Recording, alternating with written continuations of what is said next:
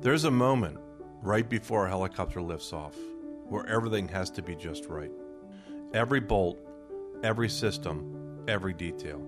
Because once you're in the air, there is no room for guessing. I remember sitting there as a crew chief on a Blackhawk helicopter, not just responsible for the aircraft, but for the people in it, and thinking to myself, this is what it means to be fully accountable. But it didn't start there. I grew up in Pennsylvania, playing baseball almost every day of my childhood. And at home, life was always moving.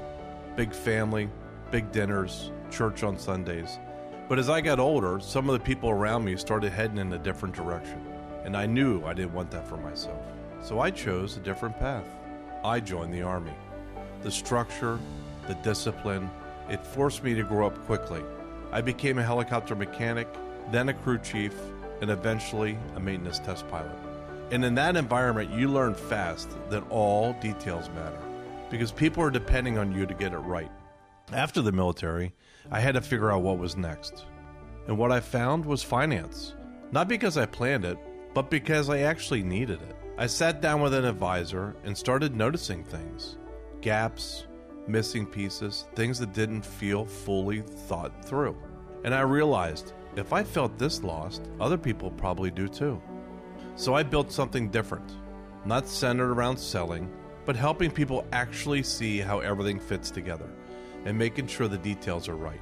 Because I live what happens when they're not. Of course, these days, life looks a little bit different.